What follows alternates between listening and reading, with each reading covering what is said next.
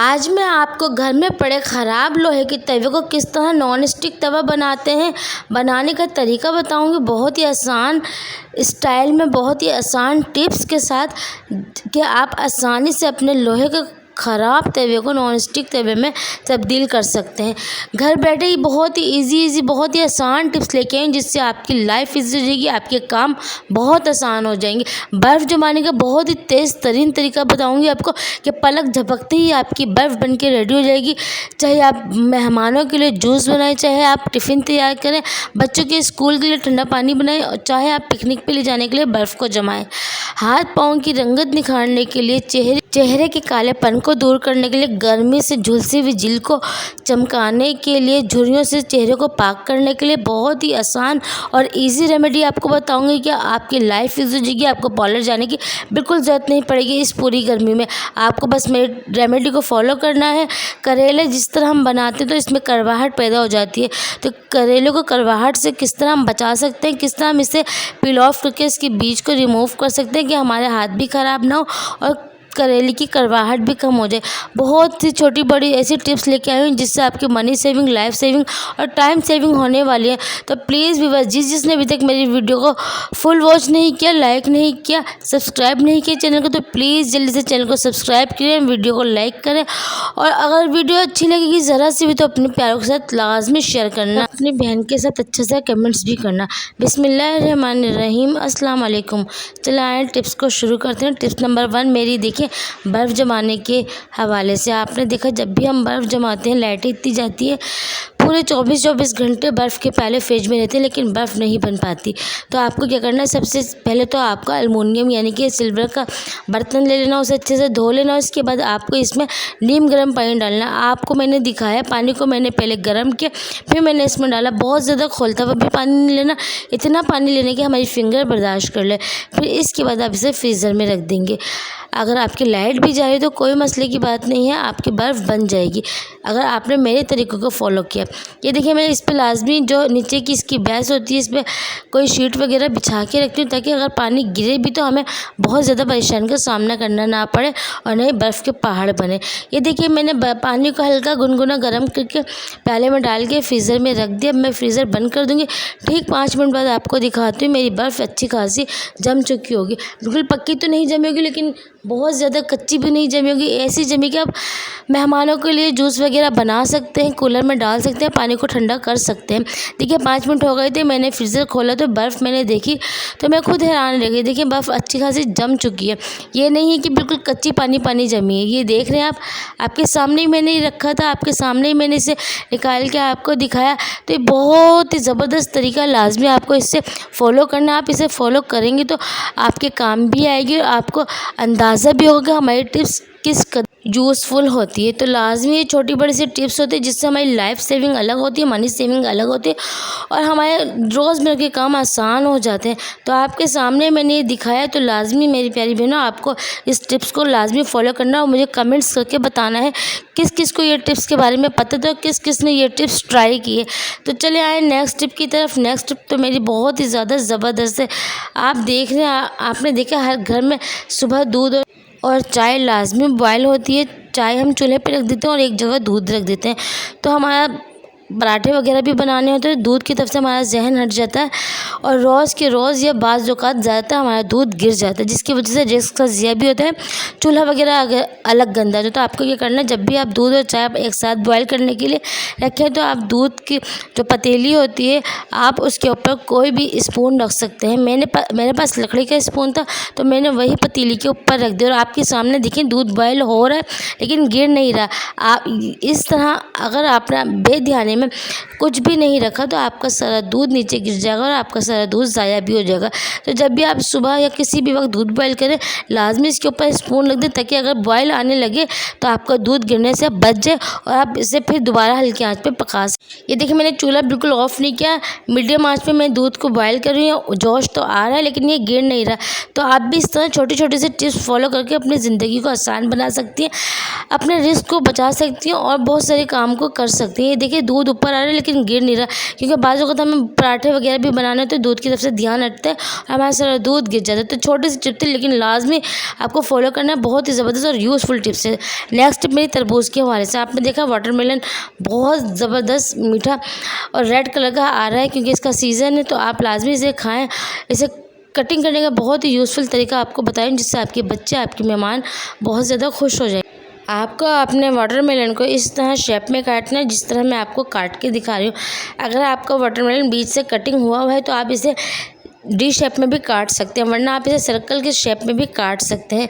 Cutting करने का एक तरीका है, बस आप वो देख लें, फिर आप इसे अपने साइज़ और अपने हिसाब से कट कर सकते हैं। हमें बस आपको एक थिंक देनी होती है कि आपको किस तरह कट करना है और फिर आप अपने हिसाब से अपनी मर्ज़ी से इसे अलग अलग शेप में काट सकते हैं। इससे ये होगा कि आपके हाथ भी गंदे नहीं होंगे, बच्चे खुशी खुशी खाएंगे। ये देखिए मैंने आपको कट करके दिखाया, कितना ज़बरदस्त ये कट हुआ है। मैं आपको बहुत ही ज़बरदस्त और आसान तरीके से दोबारा से एक दफ़ा दिखा रही हूँ कट करना। ये देखिए मैंने ये ले लिया हाफ़ पीस में, ये था हाफ़ से भी कम पीस है, लेकिन इसे कटिंग करने के लिए मैंने इसे उल्टा किया और इसे फिर मैंने गोल गोल काट लिया, जिस तरह हम आलू वगैरह काटते हैं सर्कल में प्याज, इस तरह काट के मैं इसे पीस बना लूँगी। किस तरह के पीस? जिस तरह हम पिज़्ज़ा के पीस बनाते हैं। आसान तरीके से समझाएं ताकि मेरी सारी बहनों को समझ में आ जाए और वो अपने बच्चों को, अपने मेहमानों को खुश कर सकें। ये देखिए अब आपको क्या करना है, दोनों तरफ से इसके जो छिलके हैं आधे आधे कट कर लेना और बीच में एक ये स्टिक की तरह रह जाएगा। इस तरह आप वाटरमेलन की कुल्फ़ी की शक्ल बना सकते हैं।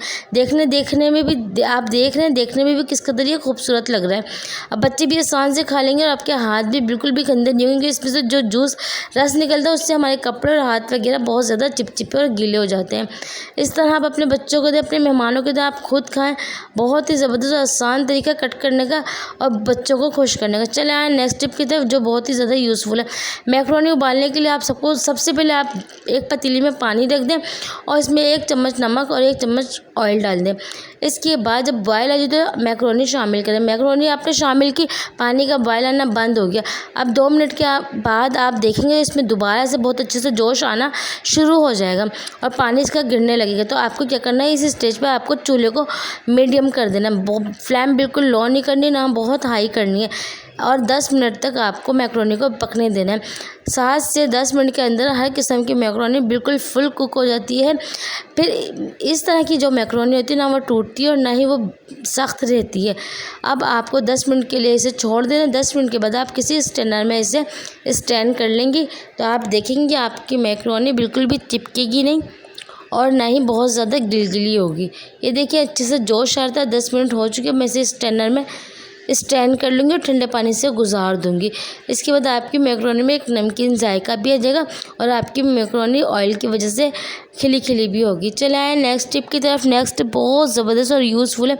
करेले के सीज़न आ गए हैं और बच्चे बड़े ज़्यादातर करेले कड़वाहट की वजह से नहीं खाते, तो इसे छीलना भी एक काम होता है, इसके अंदर से बीज को रिमूव भी करने का काम होता है, क्योंकि करेले कीमा, करेले प्याज, करेले चने की दाल बहुत मज़े की बनते हैं और इन्हें बनाने के लिए हमें इनके बीज को रिमूव करना पड़ता है।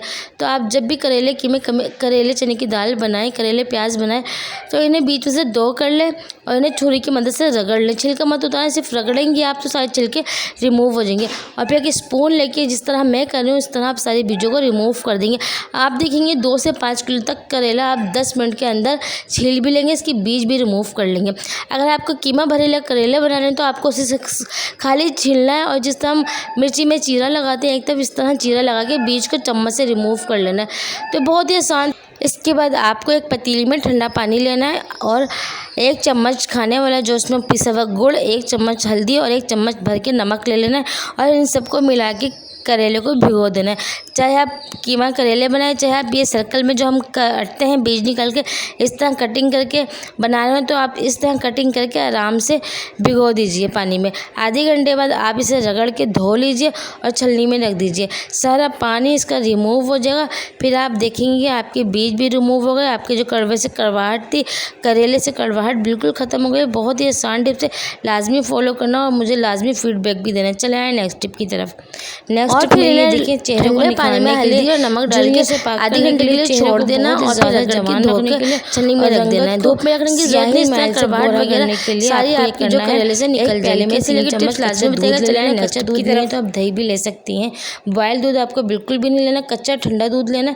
इसके बाद मैंने हाफ टी स्पून इसमें डाल दिया शहद, हाफ टी स्पून हल्दी और 2 टेबल स्पून मैंने इसमें बेसन डाल दिया और 1 पिंच के करीब आपको बिल्कुल पीसी हुई फिटकरी डालनी है और सबको अच्छी तरीके से मिला लेना है।